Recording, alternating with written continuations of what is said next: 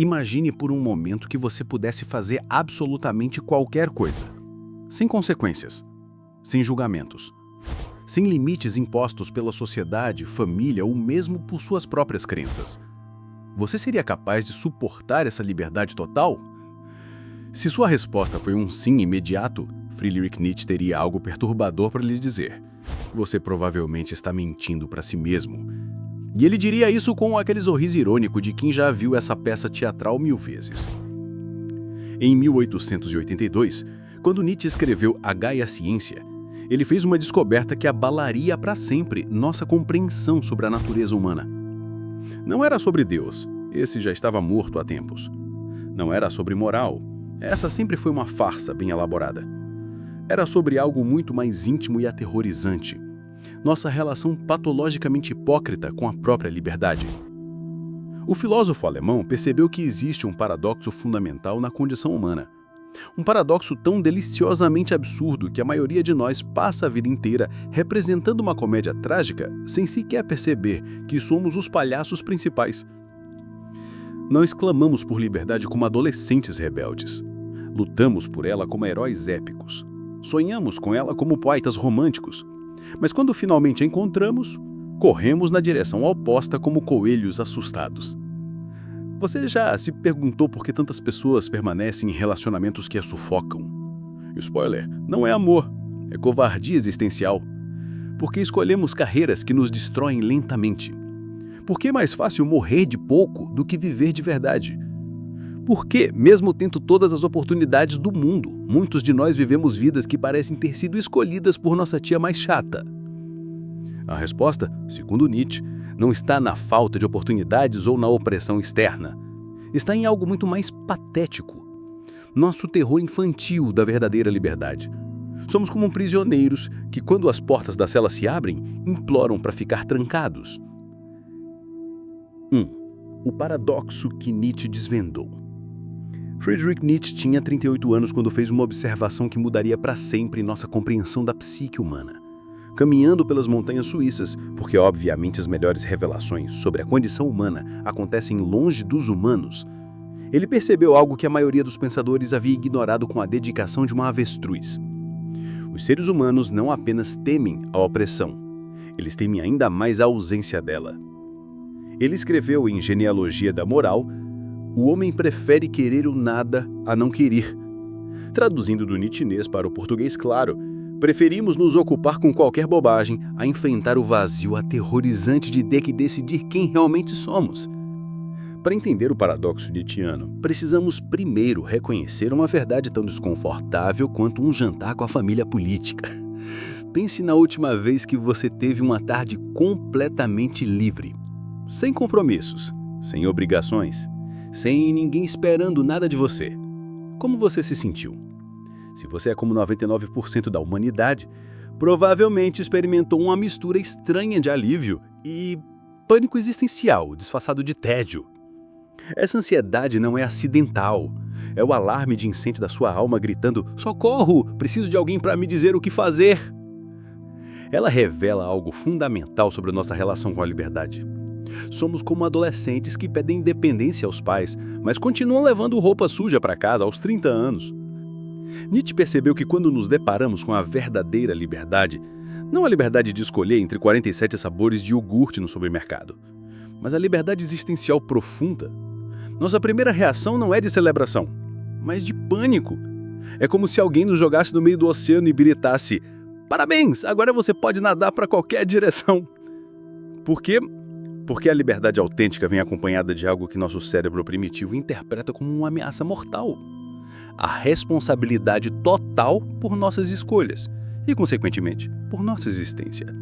Isso, meus caros, é mais assustador que assistir um filme de terror sozinho no escuro. Quando Nietzsche observava as pessoas ao seu redor, os burgueses da sua época com suas vidas meticulosamente medíocres, os acadêmicos com suas teorias que explicavam tudo, menos como viver, os religiosos com sua terceirização espiritual, os revolucionários com sua paixão por trocar uma prisão por outra, ele notou um padrão tão óbvio quanto constrangedor. Todos eles, independentemente de suas diferenças ideológicas, compartilhavam uma característica comum: Preferiam viver dentro de sistemas que limitavam suas escolhas a enfrentar a vastidão terrorífica da liberdade total. Era como preferir um apartamento minúsculo com todas as contas pagas, a uma mansão onde você precisa decidir a cor das paredes. O filósofo alemão chamou isso de vontade de poder, mas não no sentido que Hollywood interpretou erroneamente. Não era sobre dominar outros, isso é coisa de gente pequena. Era sobre a coragem de assumir o poder total sobre a própria existência. E essa coragem, ele descobriu com a delicadeza de um diagnóstico médico brutal, é mais rara que honestidade em época de eleição.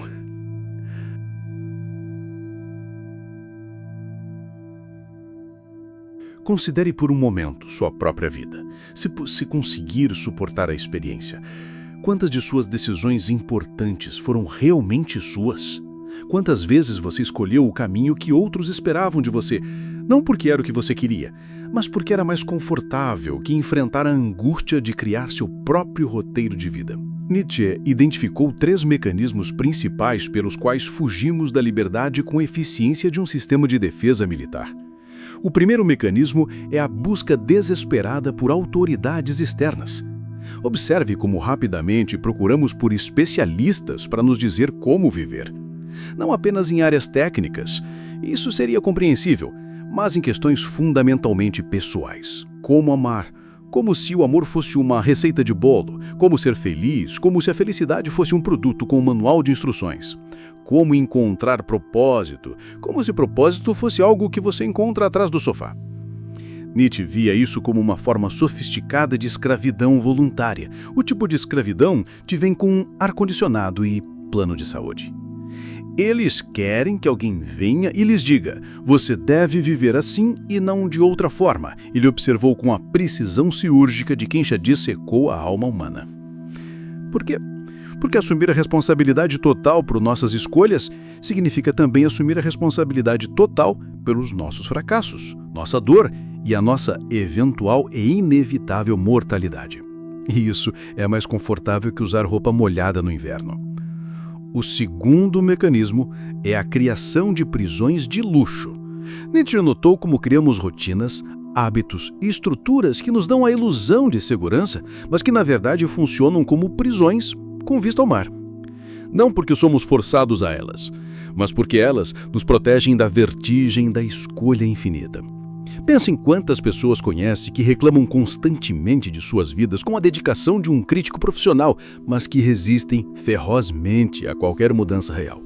Elas preferem a dor familiar da insatisfação à incerteza aterrorizante da transformação genuína.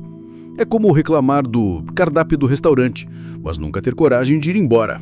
O terceiro mecanismo, a arte refinada da negação da própria agência. Não tive escolha, mentira número 1. As circunstâncias me forçaram, mentira número 2. Era o que tinha que fazer. Nietzsche identificou essas frases como sintomas de algo que ele chamou de má consciência. Nossa tendência magistral a negar nossa própria capacidade de escolha para evitar a responsabilidade que vem com ela. É como jogar xadrez e fingir que as peças se movem sozinhas. Mas aqui está o aspecto mais deliciosamente irônico da descoberta nietzschiana. Essa fuga da liberdade não é um defeito que podemos simplesmente corrigir com um curso de autoajuda ou 3 sessões de terapia. É uma característica profundamente enraizada da condição humana, desenvolvida ao longo de milênios de evolução social, nossa herança genética de covardia existencial. Durante a maior parte da história humana, a sobrevivência dependia da conformidade ao grupo. Aqueles que se desviavam muito das normas tribais eram expulsos e, consequentemente, viravam jantar de predadores. Nosso cérebro ainda carrega essa programação ancestral que interpreta a verdadeira individualidade como uma ameaça à sobrevivência. Somos como computadores rodando um software de 50 mil anos atrás, no mundo que muda a cada segundo. Nietzsche compreendeu que essa é a tragédia fundamental da existência humana moderna. Evoluímos para viver em grupos pequenos e hierarquizados, onde todo mundo sabia seu lugar. Mas nos encontramos agora em um mundo que, pela primeira vez na história, oferece possibilidades quase infinitas de autodeterminação. E nosso sistema nervoso reage a isso como um gato reagiria a um aspirador de pó gigante. O resultado? Vivemos em uma era de liberdades sem precedentes, mas também de ansiedade, depressão e sensação de vazio existencial em níveis igualmente sem precedentes. Não é coincidência, é a conta chegando. O homem é o animal que ainda não se fixou, escreveu Nietzsche com a precisão de entomólogo estudando uma espécie particularmente confusa. Somos a única espécie que deve criar conscientemente a sua própria natureza, seus próprios valores, seu próprio propósito. E isso, paradoxalmente, é tanto a nossa maior oportunidade quanto a nossa maior fonte de terror existencial. A descoberta nietzschiana nos força a confrontar uma questão fundamental. Se realmente queremos ser livres, precisamos primeiro admitir que temos medo da liberdade. Precisamos reconhecer que nossa tendência natural é fugir da responsabilidade total por nossa existência, como vampiros fogem da luz do sol. Só então podemos começar a entender por que, mesmo tendo todas as oportunidades do mundo, tantos de nós ainda se sentem presos em vidas que parecem ter sido escolhidas por um comitê de pessoas que não nos conhecem.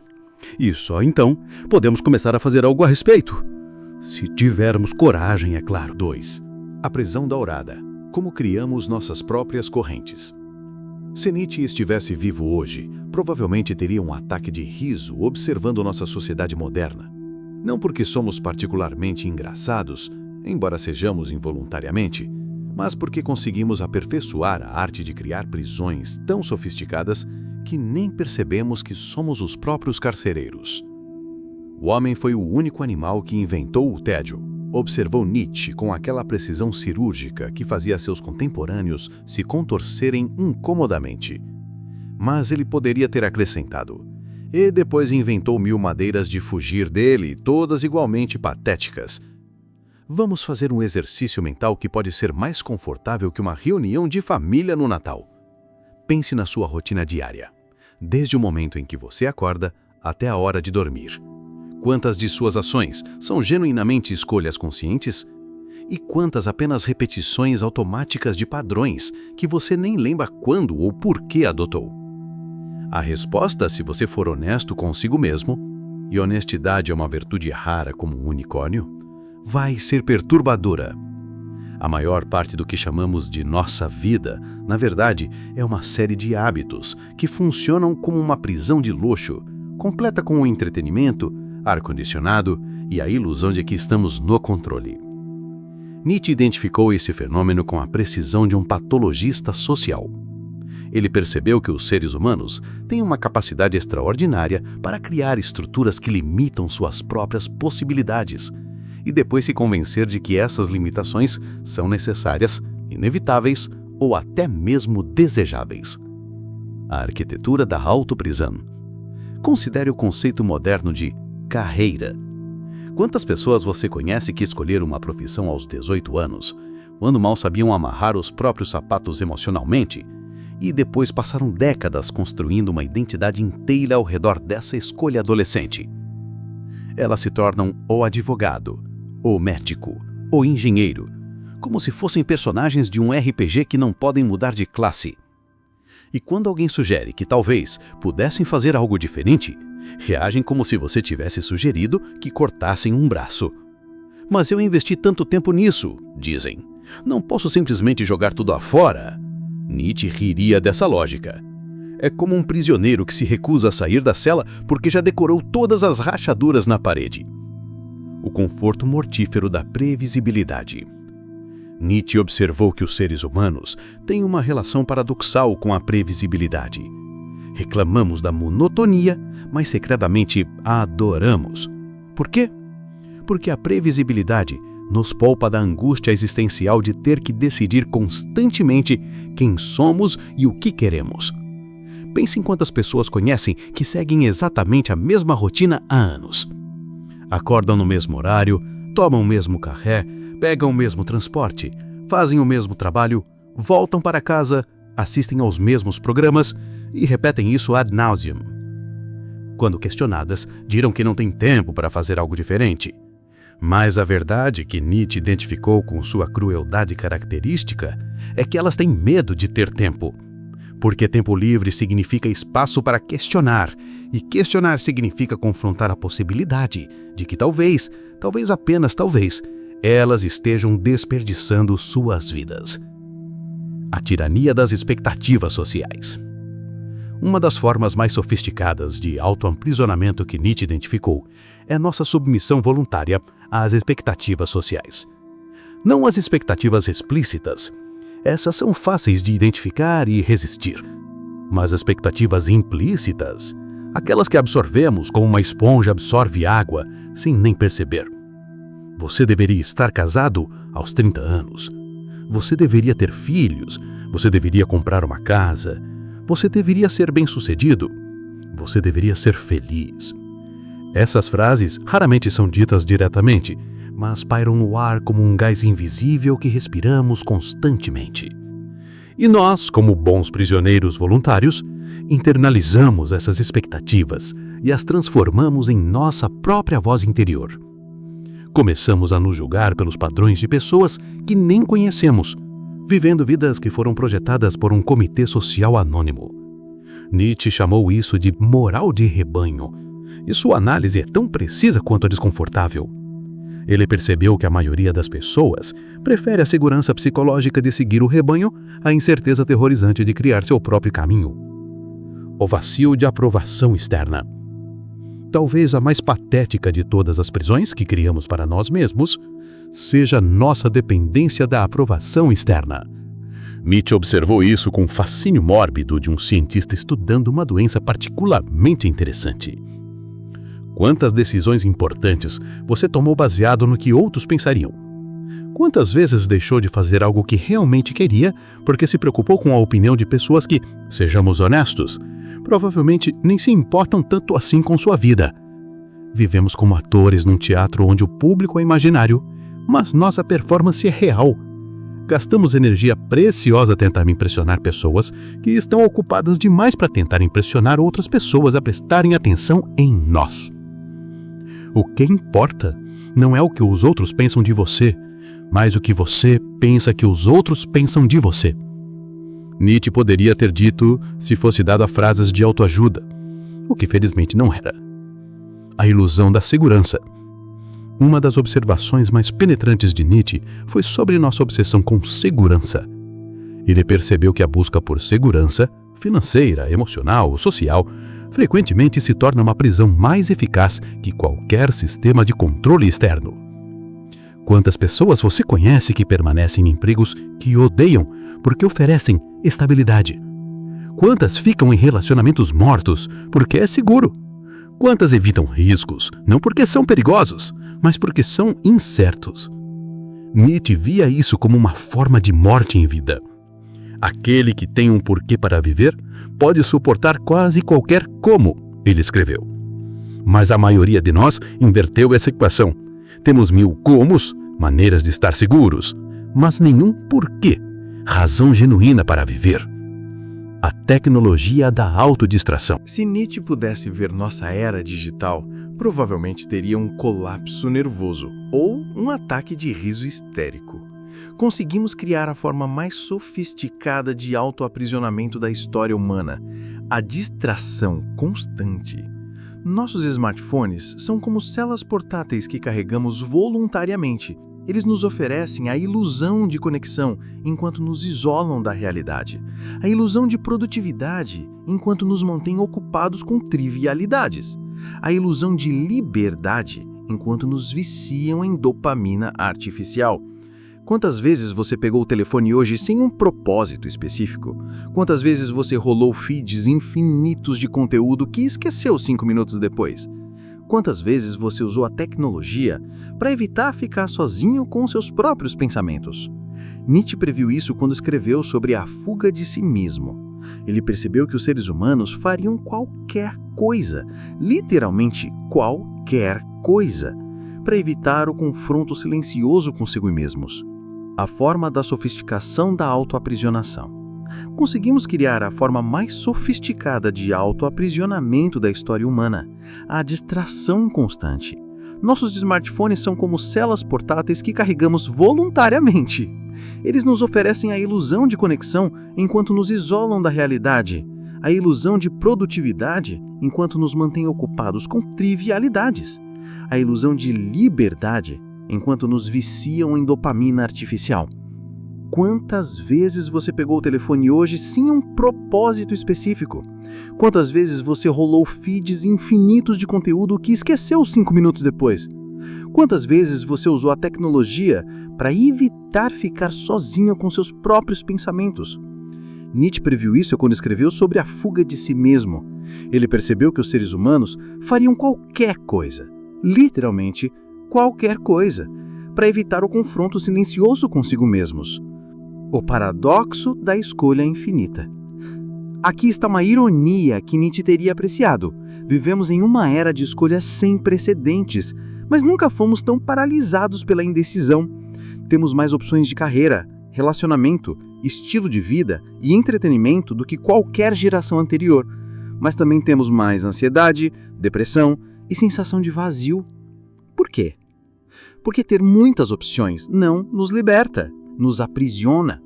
Cada escolha que fazemos significa renunciar a centenas de outras possibilidades. E nosso cérebro, que evoluiu para lidar com escolhas simples de sobrevivência, entra em pânico quando confrontado com a infinitude de possibilidades modernas. Então, criamos filtros artificiais. Seguimos influencers que nos dizem o que comprar, algoritmos que nos dizem o que assistir, aplicativos que nos dizem com quem sair. Terceirizamos nossas escolhas para máquinas e depois nos perguntamos por que nos sentimos como máquinas. A coragem de quebrar as próprias correntes. Nietzsche não era apenas um diagnosticador cruel da condição humana, embora fosse excepcional nisso. Ele também oferecia uma saída, ainda que uma saída que poucos têm a coragem de tomar. A primeira etapa é o reconhecimento brutal de que somos nossos próprios carcereiros, que as prisões que nos limitam não foram impostas por tiranos externos, mas construídas cuidadosamente por nós mesmos, tijolo por tijolo, desculpa por desculpa, ano após ano. A segunda etapa é ainda mais desconfortável. Aceitar que quebrar essas correntes significa assumir total responsabilidade por nossa existência. Significa abrir mão da segurança confortável do vitimismo e abraçar a incerteza aterrorizante da verdadeira autonomia. Você deve estar pronto para se queimar em sua própria chama, escreveu Nietzsche. Como você se renovaria se não se tornasse primeiro cinzas? A pergunta que fica é: você tem coragem de incendiar sua própria prisão dourada? Ou prefere continuar polindo as grades, fingindo que são decoração? 3. O peso insuportável de ser livre. A angústia da responsabilidade total. Antes de continuarmos, pare por um momento e faça uma pergunta honesta para si mesmo. Quando foi a última vez que você tomou uma decisão importante sem consultar ninguém, sem pesquisar no Google, sem pedir opinião em grupos de WhatsApp? Se você não consegue lembrar, bem-vindo ao clube dos covardes existenciais, população praticamente toda a humanidade. Nietzsche tinha uma teoria particularmente cruel sobre por que a maioria das pessoas vive vidas medíocres. Não é por falta de oportunidade, não é por opressão externa, não é nem mesmo por falta de talento. É porque elas simplesmente não conseguem suportar o peso psicológico de serem totalmente responsáveis por suas próprias existências. A liberdade é o que você faz com o que foi feito de você. Ele poderia ter dito se fosse dado a frases motivacionais, o que, graças aos deuses, não era. Em vez disso, ele preferiu a abordagem mais direta. A maioria das pessoas é covarde demais para ser livre. E antes que você se ofenda com essa afirmação, considere o seguinte: quantas vezes hoje você tomou uma decisão e imediatamente procurou validação externa? Quantas vezes você fez uma escolha e depois passou horas ruminando sobre se foi a escolha certa? Quantas vezes você usou a tecnologia para evitar tomar uma decisão importante simplesmente porque não queria arcar com as consequências? A matemática cruel da responsabilidade total. Vamos fazer um cálculo que pode arruinar seu dia. Se você vive até os 80 anos, terá aproximadamente 29.200 dias de existência consciente. Cada um desses dias é composto por milhares de microdecisões e algumas macrodecisões que cumulativamente determinam quem você se torna e como a sua vida se desenrola. Agora, aqui está a parte que faz a maioria das pessoas correr para debaixo dos cobertores. Você é 100% responsável por cada uma dessas decisões. Não 50%, não 80%, não na medida do possível. 100%. Completamente. Totalmente. Sem exceções, sem desculpas, sem atenuantes. Nietzsche percebeu que essa realidade matemática da responsabilidade total é tão aterrorizante para a psique humana média que a maioria das pessoas desenvolve elaborados sistemas de negação para evitar confrontá-la. É como viver em uma casa pegando fogo e fingir que o cheiro de fumaça é apenas um novo ambientador. O teatro patético da vitimização. Uma das observações mais mordazes de Nietzsche foi sobre nossa tendência magistral de nos transformarmos em vítimas de nossas próprias circunstâncias. Ele via isso não como uma falha moral, mas como uma estratégia psicológica sofisticada para evitar a responsabilidade total. Meus pais me traumatizaram. A sociedade é injusta. Não tive as mesmas oportunidades. O sistema está contra mim. Nasci na família errada. Cresci na cidade errada. Estudei na escola errada. Escolhi a carreira errada por pressão externa. Nietzsche não negava que essas circunstâncias pudessem ser reais. Ele não era um psicopata sem empatia. Mas ele identificou algo mais sutil e perturbador. Nossa tendência a usar essas circunstâncias como desculpas permanentes para não assumir controle total sobre nossas vidas. Sim, seus pais podem ter sido terríveis. E daí? Você vai passar os próximos 50 anos da sua vida usando isso como desculpa para não viver plenamente? Que estratégia patética! A síndrome do não tive escolha. Talvez a mentira mais sofisticada que contamos para nós mesmos seja a frase não tive escolha. Nietzsche identificou essa frase como o síntoma mais claro do que ele chamou de má consciência, nossa capacidade extraordinária de negar nossa própria agência. A verdade brutal é que você sempre tem escolha, sempre. Mesmo quando todas as opções são terríveis, você ainda tem a escolha de como responder à situação. Mesmo quando você está literalmente com uma arma apontada para sua cabeça, você ainda tem a escolha entre cooperar ou resistir. Mas as consequências... Exato, as consequências existem e você tem medo delas. Isso é compreensível, até mesmo racional, mas não muda o fato fundamental de que você está escolhendo evitar certas consequências em favor de outras. Quando você diz não tive escolha, o que você está realmente dizendo é tive escolhas, mas não gostei de nenhuma delas, então prefiro fingir que não existiram. É como um adulto fazendo birra, mas com vocabulário mais sofisticado. O inferno existencial da decisão constante. Aqui está algo que os gurus de autoajuda não te contam sobre a liberdade total. Ela é exaustiva. Ter que decidir constantemente quem você é, o que você quer, como você vai agir, que valores você vai seguir, isso é mentalmente desgastante de uma forma que poucos conseguem suportar.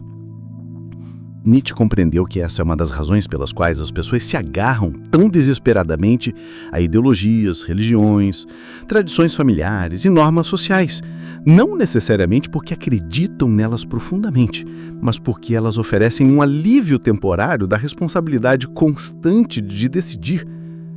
É como terceirizar sua consciência para um call center existencial. Olá, sou eu de novo, o que eu deveria fazer nessa situação? Um momento, por favor. Vou consultar o manual de instruções para a vida. A angústia da infinitude. Uma das descobertas mais perturbadoras de Nietzsche foi sobre o que acontece quando realmente compreendemos a extensão da nossa liberdade. Ele percebeu que a verdadeira liberdade não é libertadora. Ela é aterrorizante.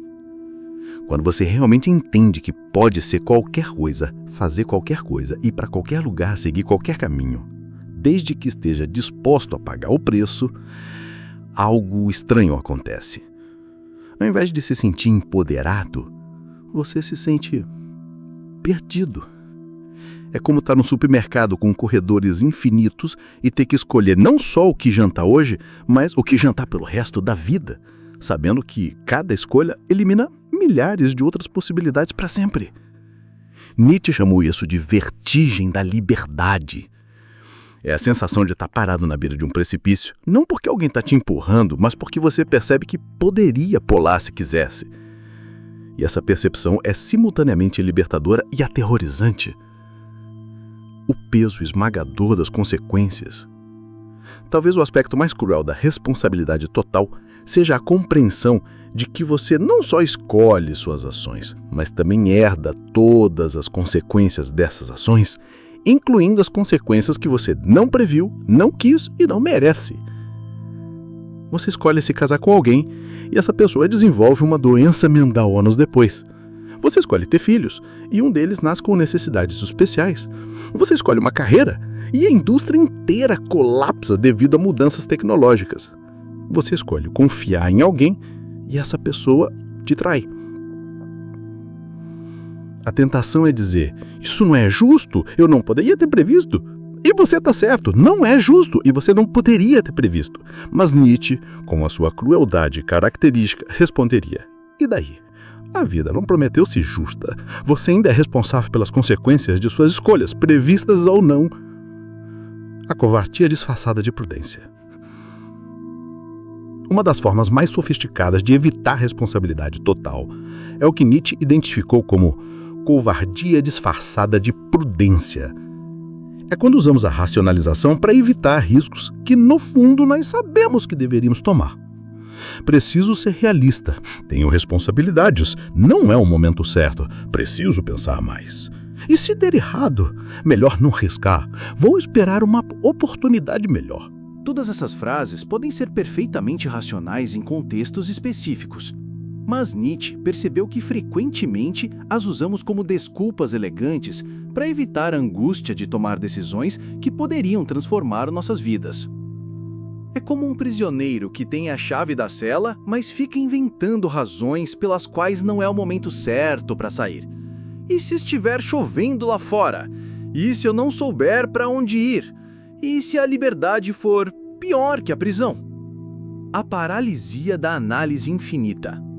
Na era da informação, desenvolvemos uma nova forma de evitar a responsabilidade, a paralisia da análise infinita. Podemos pesquisar qualquer decisão até a exaustão, ler centenas de opiniões, consultar dezenas de especialistas, fazer listas intermináveis de prós e contras. Nietzsche teria rido da nossa obsessão moderna por tomar decisões informadas. Não porque a informação seja ruim, mas porque frequentemente usamos a busca por mais informação como uma desculpa para adiar indefinidamente o momento de decidir. Preciso pesquisar mais. Vou ler mais alguns artigos. Deixa eu ver mais algumas opiniões. Quero ter certeza antes de decidir. E enquanto isso, a vida passa. As oportunidades se esgotam e você continua se preparando para viver em vez de realmente viver. A liberdade como condenação. Sartre, que foi profundamente influenciado por Nietzsche, resumiu essa descoberta em uma frase que é simultaneamente libertadora e aterrorizante. Estamos condenados a ser livres.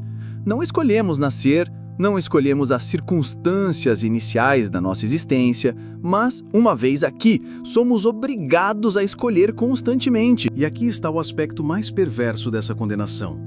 Não podemos nem mesmo escolher não escolher. Mesmo a decisão de não decidir é uma decisão. Mesmo a escolha de deixar outros decidirem por você é uma escolha. Mesmo a opção de fugir da responsabilidade é uma forma de assumir responsabilidade, pela sua própria covardia. É como estar em um jogo onde você não pode sair, não pode pausar, e cada movimento, incluindo não se mover, tem consequências permanentes. E o jogo dura a vida inteira. A pergunta que ninguém quer responder. Nietzsche nos deixa com uma pergunta que é simultaneamente simples e impossível. Se você realmente entende que é totalmente responsável por sua vida, por que ainda não está vivendo exatamente como gostaria? Não me venha com desculpas sobre circunstâncias, limitações ou responsabilidades. Nietzsche já ouviu todas elas e as classificou como estratégias de fuga. A pergunta permanece: por que você não está vivendo a vida que realmente quer viver? E a resposta, se você for brutalmente honesto consigo mesmo, provavelmente é: porque você tem medo.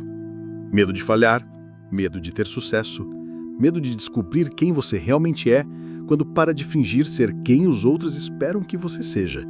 E esse medo, meus caros, é exatamente o que Nietzsche identificou como a raiz de toda a mediocridade humana.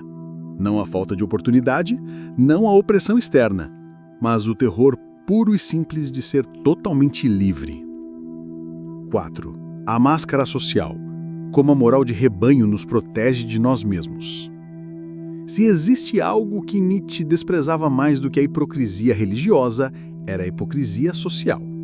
E se existe algo que ele achava mais patético do que ambas, era a nossa capacidade infinita de nos convencermos de que nossa conformidade covarde é, na verdade, virtude moral.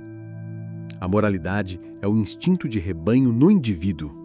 Ele escreveu com a delicadeza de um bisturi, cortando através de décadas de auto-engano coletivo. Traduzindo do Nutiães para o português claro, a maior parte do que você chama de ser uma boa pessoa é, na verdade, medo disfarçado de virtude. Mas aqui está a parte realmente perturbadora. Nietzsche percebeu que essa não é necessariamente uma falha que podemos simplesmente corrigir com boa vontade e algumas sessões de terapia. É uma característica fundamental de como as sociedades humanas funcionam e como indivíduos evitam o colapso psicológico. A função psicológica da conformidade. Vamos começar com uma verdade desconfortável que a maioria dos livros de autoajuda prefere ignorar. Seguir as regras sociais não é apenas sobre ser aceito, é sobre sobrevivência psicológica básica. Nietzsche compreendeu que a moral coletiva funciona como uma espécie de anestesia existencial, os protegendo da angústia insuportável de ter que criar nossos próprios valores, do zero.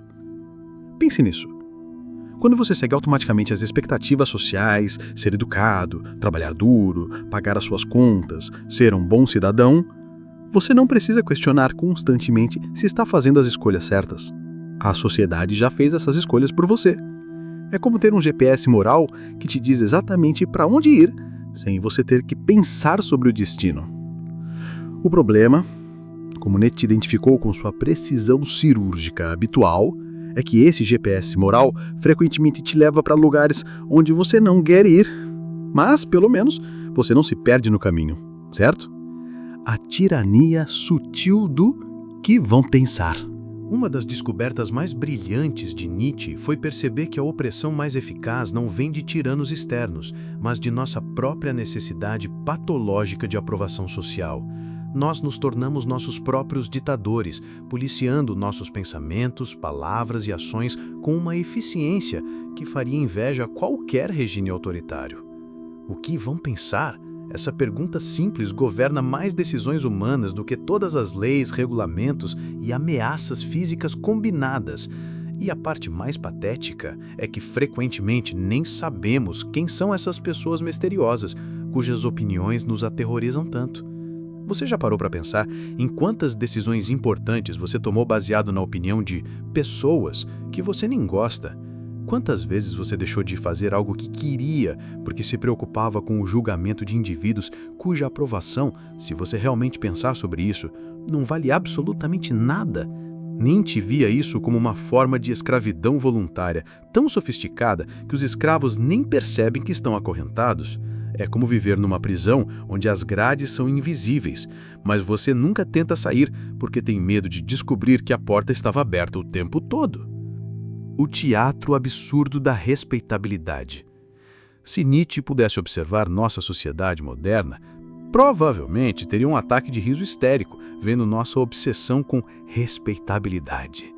Passamos uma quantidade absurda de tempo e energia tentando parecer respeitáveis para pessoas que estão ocupadas demais tentando parecer respeitáveis para outras pessoas para prestar atenção em nós.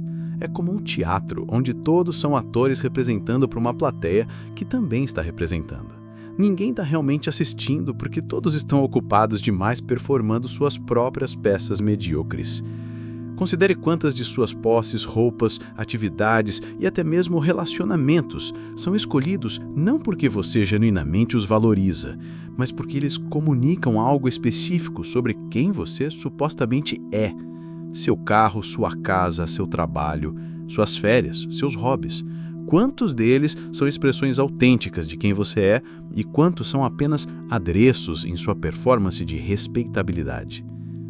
A moral como anestesia existencial.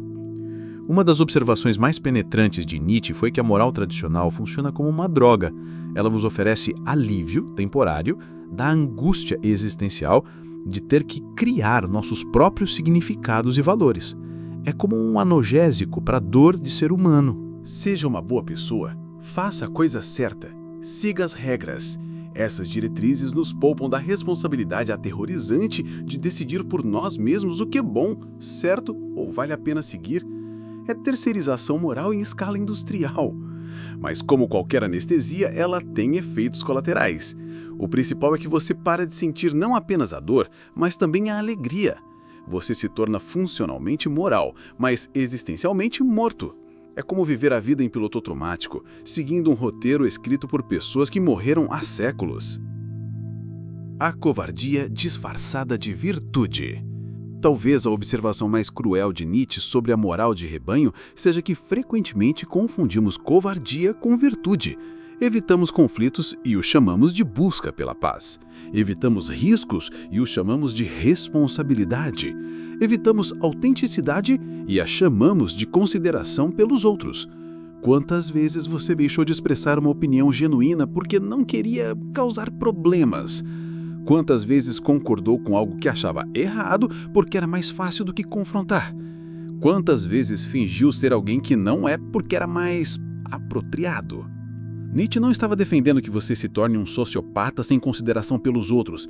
Ele estava apontando que frequentemente usamos a consideração pelos outros como uma desculpa para nossa própria covardia existencial. O vício em validação moral. Uma das formas mais sofisticadas de dependência que Nietzsche identificou é nosso vício em validação moral. Fazemos coisas boas, não porque genuinamente nos importamos com os resultados, mas porque queremos nos sentir e parecer virtuosos. Observe suas próprias motivações quando faz algo altruísta. Quanto disso é genuína preocupação com o bem-estar dos outros e quanto é desejo de se sentir bem consigo mesmo? Quanto é amor ao próximo e quanto é amor à própria imagem moral?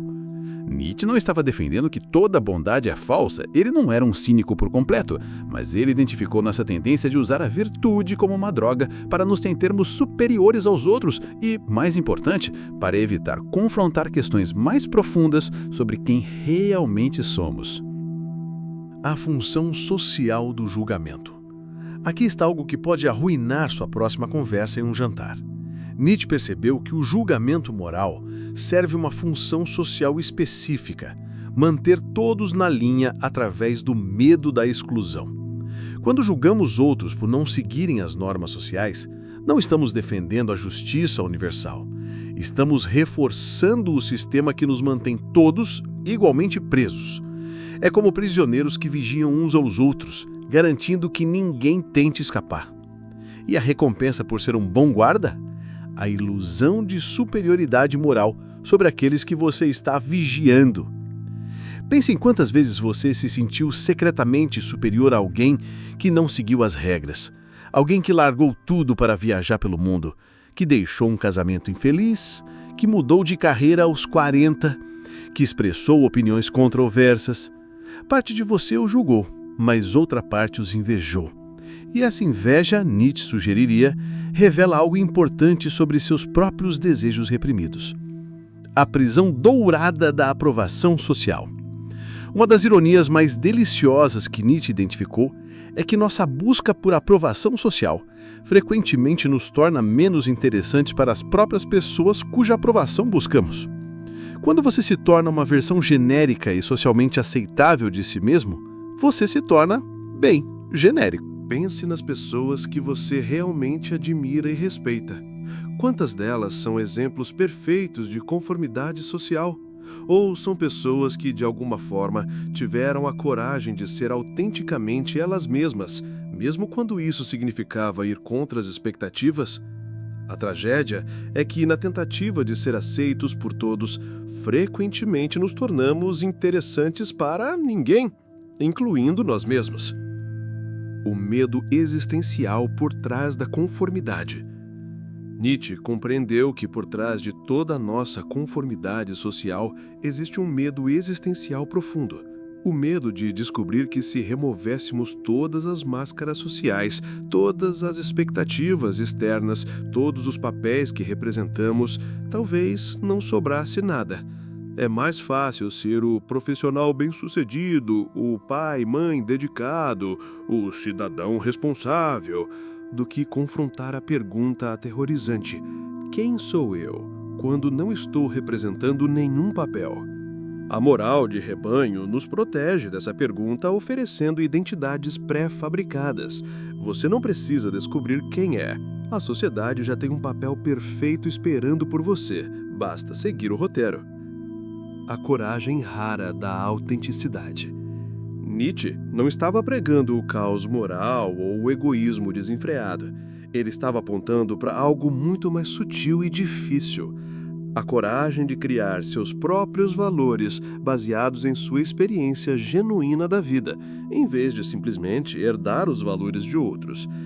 Isso não significa rejeitar toda a moral tradicional. Algumas dessas tradições existem por boas razões. Significa questionar cada valor, cada regra, cada expectativa e decidir conscientemente quais você vai abraçar e quais você vai rejeitar. É a diferença entre seguir um mapa desenhado por outra pessoa e explorar o território por si mesmo. O mapa pode ser útil, mas se você nunca sair dele, nunca descobrirá o que existe além das rotas já mapeadas. A pergunta que ninguém quer fazer. Nietzsche nos deixou com uma pergunta que é simultaneamente simples e aterrorizante. Se você removesse todas as expectativas sociais, todos os papéis que representa, todas as máscaras que usa para ser aceito, quem você seria? E mais importante, você teria coragem de ser essa pessoa, mesmo que isso significasse decepcionar alguns, chocar outros e possivelmente descobrir que você é muito diferente do que pensava? A resposta para essa pergunta, Nietzsche sugeriria: determina se você vai viver como um indivíduo autêntico ou morrer como um membro anônimo do rebanho. E a escolha, como sempre, é inteiramente sua, se você tiver coragem de fazê-la. 5. O super-homem interior. A coragem de abraçar o vazio da liberdade. Aqui está um exercício que vai revelar algo desconfortável sobre você. Imagine que amanhã todas as pessoas que você conhece desaparecem, não morrem, simplesmente deixam de existir. Ninguém para impressionar, ninguém para julgar, ninguém para aprovar ou desaprovar suas escolhas. Agora me diga, o que você faria com sua vida? Se sua resposta foi "não sei", ou se você sentiu pânico só de pensar nisso, bem-vindo ao motivo pelo qual Nietzsche inventou o conceito do Übermensch. Você vai precisar dele.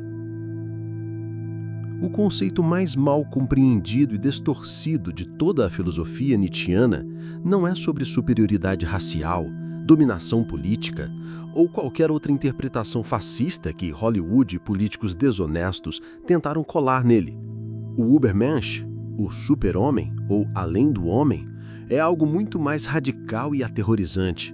É a ideia de um ser humano que teve a coragem de se tornar completamente responsável por sua própria existência.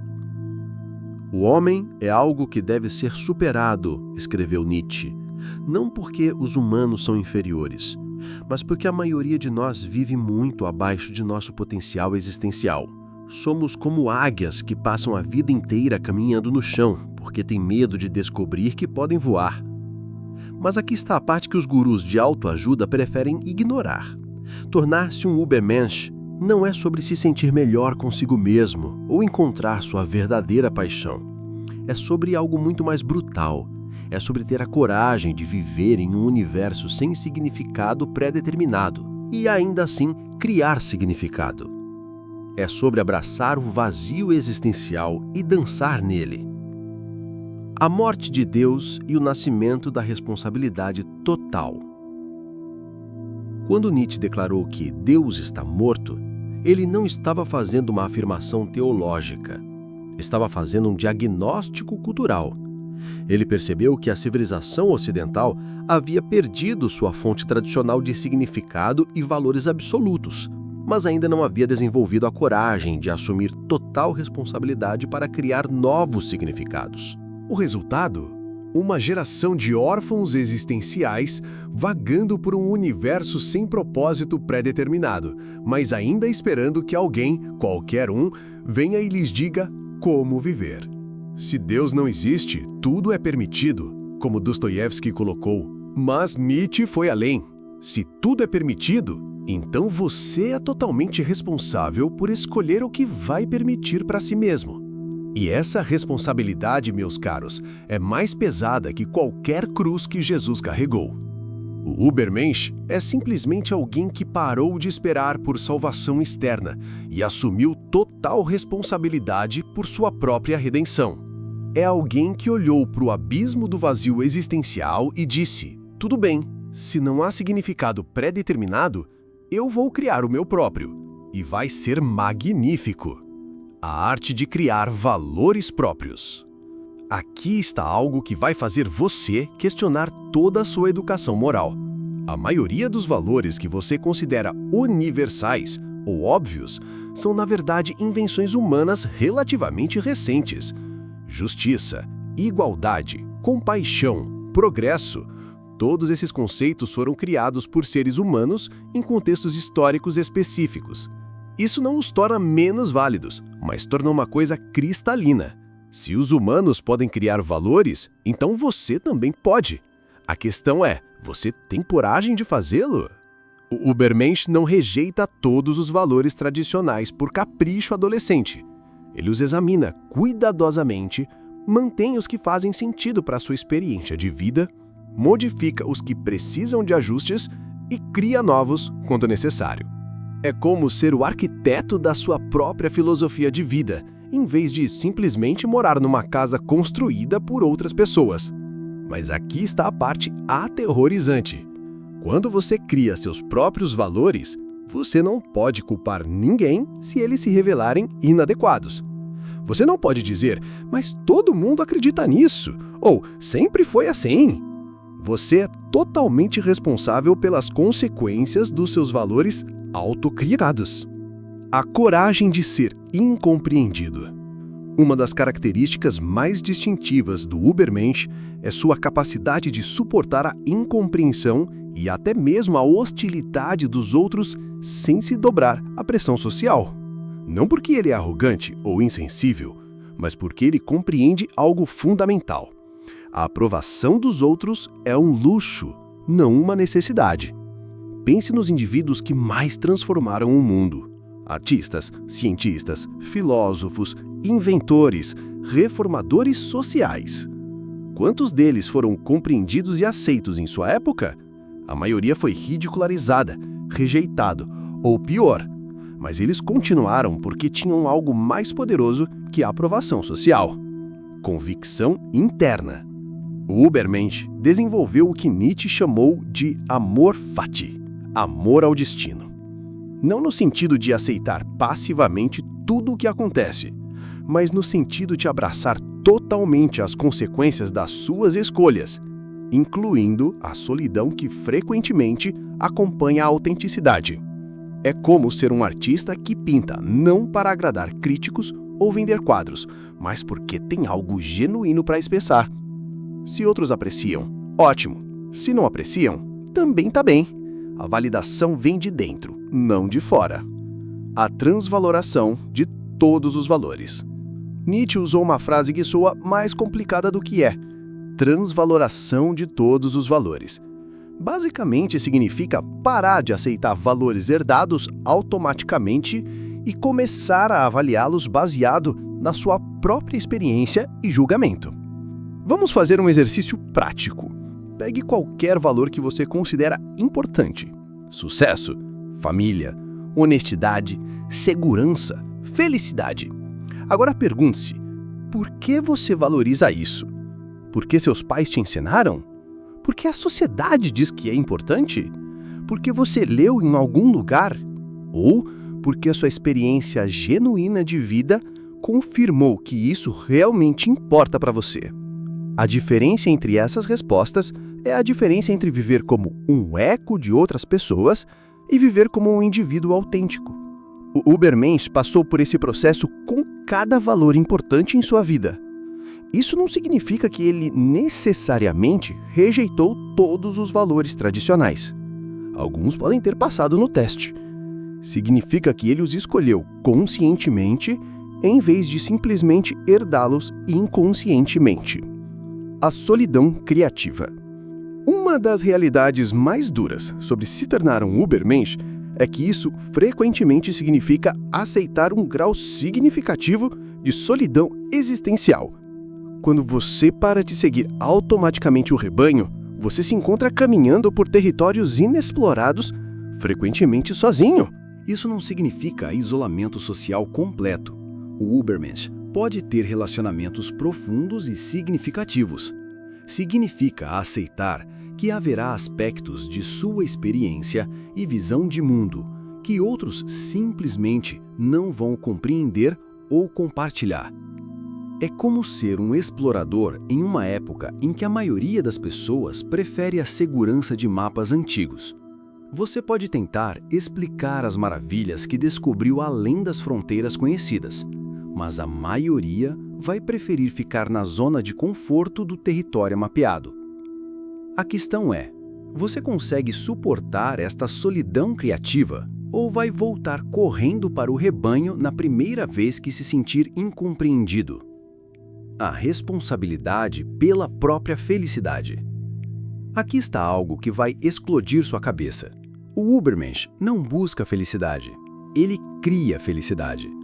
Ele compreende que felicidade não é algo que você encontra ou que acontece com você, mas algo que você gera através de suas escolhas e perspectivas. A maioria das pessoas trata a felicidade como se fosse clima, algo externo que acontece com elas sobre o qual tem pouco controle. Estou feliz porque consegui o emprego. Estou triste porque terminei o relacionamento. Estou ansioso porque não sei o que vai acontecer. O Ubermensch inverte essa equação. Ele compreende que suas emoções são em grande parte produtos de suas interpretações e escolhas. Ele não nega que eventos externos podem afetar seu humor, mas ele assume a responsabilidade primária por seu estado emocional. É como ser um termômetro que simplesmente reflete a temperatura ambiente e ser um termostato que ativamente regula a temperatura. A maioria das pessoas vive como termômetros emocionais. O Ubermensch vive como um termostato emocional. A arte de dizer não. Uma das habilidades mais importantes do Ubermensch é a capacidade de dizer não. Não apenas para coisas obviamente ruins, mas para coisas boas que não se alinham com os seus valores e objetivos autocriados. Isso é mais difícil do que parece. Vivemos em uma cultura em que nos ensina a dizer sim para oportunidades, convites, pedidos, expectativas. Dizer não é visto como negativo, egoísta ou antissocial. Mas o Ubermensch compreende que cada sim para algo é um não para outra coisa, e ele quer ter controle consciente sobre essas trocas. É como ser o curador de sua própria vida, escolhendo cuidadosamente quais experiências, relacionamentos, compromissos e oportunidades merecem espaço em sua existência limitada. Não porque ele é arrogante, mas porque ele compreende que tempo e energia são recursos finitos que devem ser investidos conscientemente. A coragem de falhar magnificamente. O Ubermensch tem uma relação completamente diferente com o fracasso. Em vez de vê-lo como algo a ser evitado a todo custo, ele o vê como informação valiosa e às vezes como o preço necessário para viver autenticamente. É como ser um ator medíocre em uma peça que você odeia ou ser um ator terrível em uma peça que você ama. Isso não significa que ele busca o fracasso ou é descuidado com suas escolhas, mas significa que ele não deixa o medo do fracasso o impedir de tentar coisas que poderiam transformar sua vida. A pergunta final do Ubermensch, Nietzsche nos deixa com uma pergunta que separa o Ubermensch do homem comum. Se você tivesse que viver sua vida exatamente como está vivendo agora, com todas as suas escolhas, experiências, dores e alegrias, infinitas vezes, você estaria em paz com isso? Ele chamou isso de eterno retorno, a ideia de que você deveria viver como se cada momento fosse se repetir eternamente. Não porque isso seja literalmente verdade, mas porque é um teste para saber se você está realmente vivendo de acordo com seus valores mais profundos. O homem comum fica apavorado com essa pergunta porque percebe que está vivendo uma vida que não escolheria repetir. O Ubermensch abraça a pergunta porque está constantemente moldando sua vida em algo que ele ficaria orgulhoso de viver para sempre. 6. A transformação radical. Como parar de fugir e começar a viver livremente. Chegamos ao ponto onde a filosofia precisa se encontrar com a realidade brutal do dia a dia. Porque uma coisa é entender intelectualmente que você está fugindo da própria liberdade, e outra completamente diferente é ter a coragem de fazer algo a respeito. É a diferença entre saber que está em uma prisão e realmente ter as chaves para sair dela. Nietzsche não era apenas um diagnosticador cruel da condição humana, embora fosse excepcional nisso. Ele também oferecia um caminho, ainda que um caminho que poucos têm estômago para percorrer, porque a transformação que ele propunha não é sobre se sentir melhor consigo mesmo ou encontrar equilíbrio, é sobre algo muito mais radical, é sobre se tornar uma pessoa completamente diferente. Você deve estar pronto a se queimar em sua própria chama. Como você se renovaria se não se tornasse primeiro cinzas?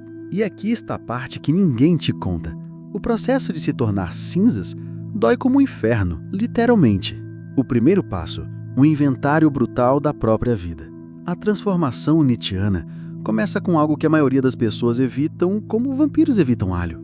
Uma avaliação completamente honesta da sua própria existência. Não a versão editada que você conta para os outros. Não a versão romantizada que você conta para si mesmo. Mas a versão crua e sem filtros da realidade. Vamos fazer isso agora, porque se você não tem coragem para este primeiro passo, pode parar de ler aqui e voltar para sua zona de conforto existencial. Exercício 1. A auditoria da autenticidade. Pegue sua vida e divida em categorias: trabalho, relacionamentos, hobbies, valores, objetivos, medos. Para cada categoria, responda honestamente. Quanto disso eu escolhi conscientemente versus quanto eu simplesmente herdei ou aceitei? Quanto disso reflete quem eu realmente sou versus quem eu acho que deveria ser? Se ninguém fosse me julgar, o que eu mudaria imediatamente? Quais dessas escolhas eu faria novamente se eu pudesse voltar no tempo? Se você descobrir que a maior parte da sua vida foi escolhida por outras pessoas, seus pais, a sociedade, as circunstâncias, o medo, parabéns! Você acaba de fazer a descoberta mais importante da sua existência. Você não está vivendo a sua vida. Você está vivendo a vida que outros projetaram para você. O segundo passo, a coragem de decepcionar. Aqui está uma verdade que vai arruinar seu sono por algumas noites. Você não pode se tornar autenticamente você sem decepcionar algumas pessoas. É matematicamente impossível. Porque se você está vivendo para agradar a todos, você não está agradando a ninguém, especialmente não a si mesmo. Nietzsche compreendeu que a transformação genuína sempre envolve o que ele chamou de traição necessária. Traição às expectativas que outros têm de você, inclusive as expectativas de pessoas que você ama e respeita. Exercício 2. A lista da decepção inevitável. Faça uma lista das pessoas que ficariam decepcionadas se você começasse a viver de acordo com seus valores genuínos, em vez dos valores que elas esperam que você tenha. Inclua pais que esperam que você siga um caminho específico. Amigos que esperam que você continue sendo a mesma pessoa para sempre. Colegas que esperam que você mantenha o status quo. Parceiros românticos que se apaixonaram por uma versão editada de você. A sociedade em geral que espera que você seja um cidadão normal. Agora vem a pergunta que separa os corajosos dos covardes. Você está disposto a decepcionar essas pessoas para não decepcionar a si mesmo? Porque essa é a escolha. Não existe uma terceira opção onde todo mundo fica feliz e você ainda consegue ser autêntico. O terceiro passo, a arte de criar valores próprios. A parte mais aterrorizante da transformação nietzschiana é quando você percebe que precisa criar seus próprios valores em vez de simplesmente herdar os valores de outros. É como ser jogado no meio do oceano e ter que construir seu próprio barco enquanto está se afogando. Mas aqui está o segredo que Nietzsche descobriu.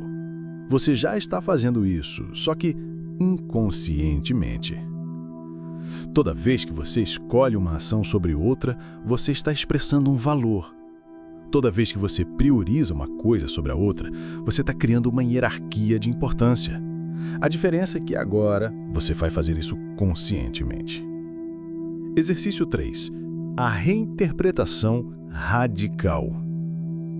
Pegue 3 situações em sua vida que você considera problemáticas ou frustrantes. Para cada uma, reescreva a narrativa assumindo total responsabilidade. Em vez de "meu chefe é um idiota", você escreve "eu escolhi trabalhar para alguém cujos valores não se alinham com os meus".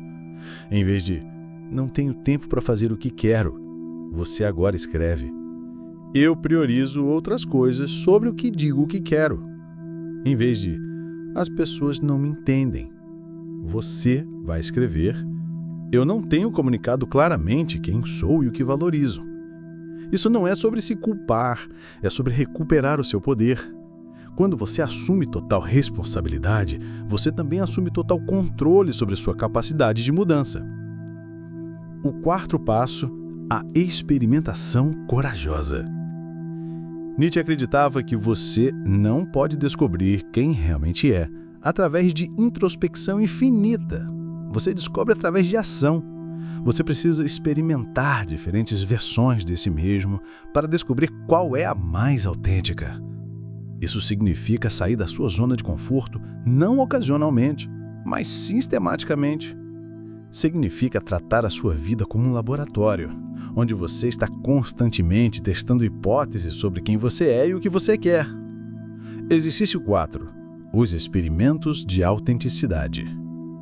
Para os próximos 30 dias, comprometa-se com 3 experimentos. Experimento de expressão. Uma vez por semana, expresse uma opinião genuína que normalmente você guardaria para si mesmo. Experimento de recusa. Uma vez por semana, diga não para algo que você normalmente faria por obrigação social. Experimento de criação. Uma vez por semana, faça algo que expresse seus valores genuínos mesmo que ninguém mais entenda ou aprecie. Documente os resultados. Como você se sentiu? Como os outros reagiram? O que você aprendeu sobre si mesmo? Quais experimentos você quer continuar e quais você quer abandonar? O 5º passo, a construção de resistência existencial.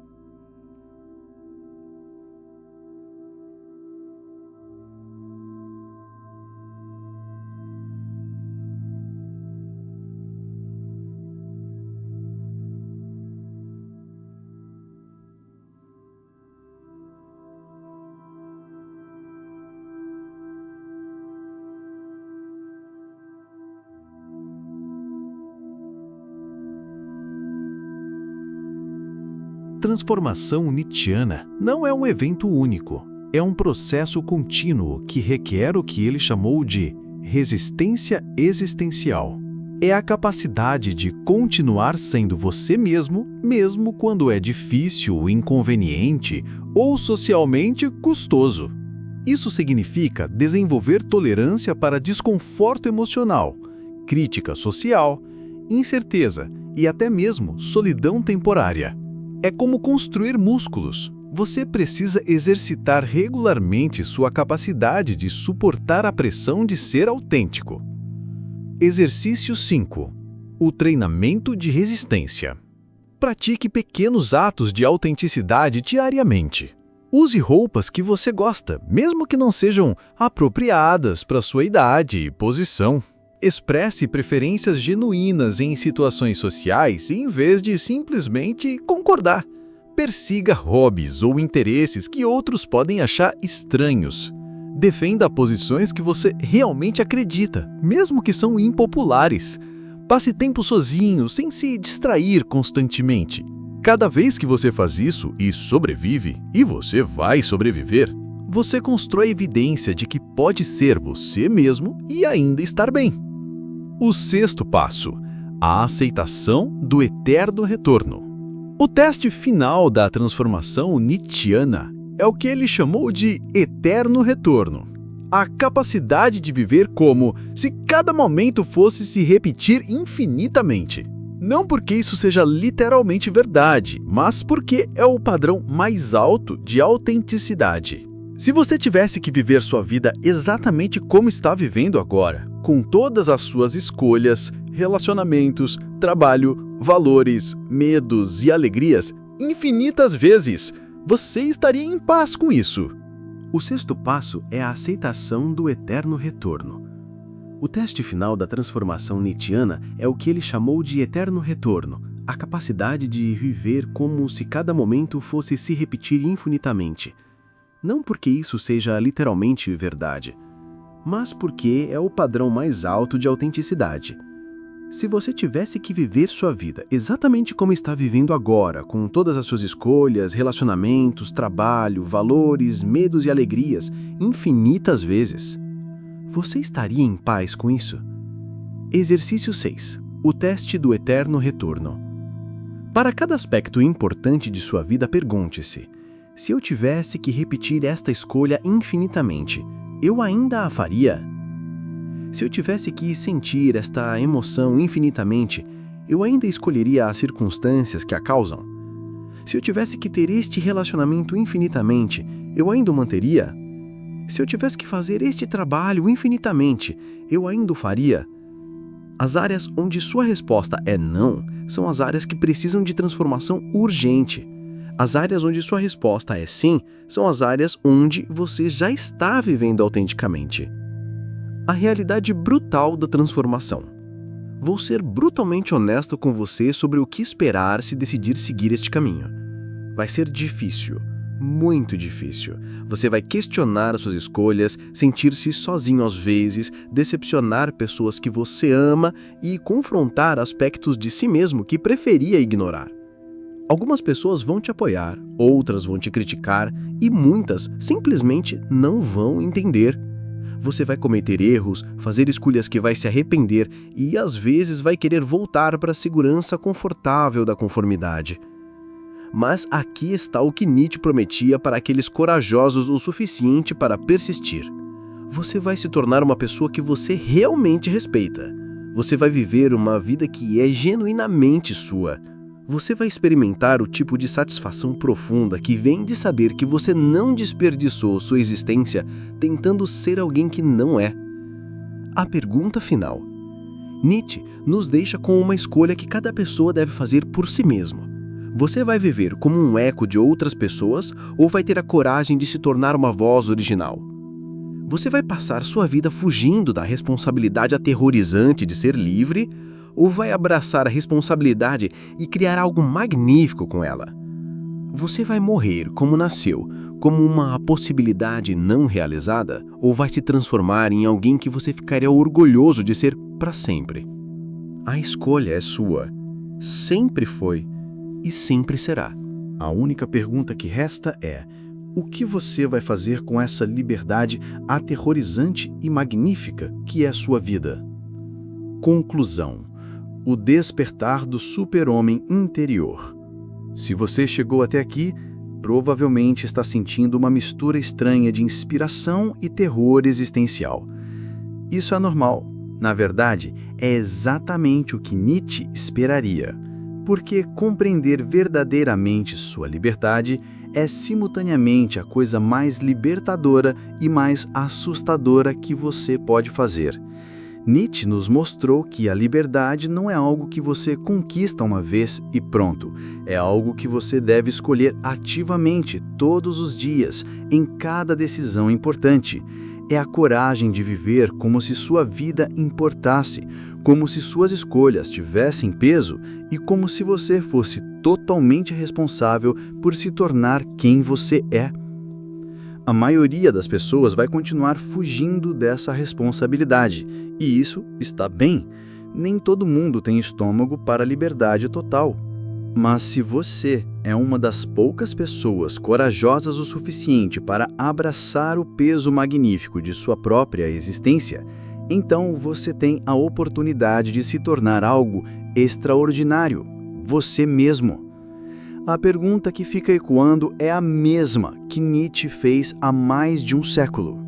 Você tem coragem de se tornar quem realmente é, ou vai continuar sendo uma versão editada de si mesmo para agradar pessoas que, no final das contas, estão ocupadas demais com suas próprias inseguranças para realmente se importar? Sua vida está esperando por uma resposta.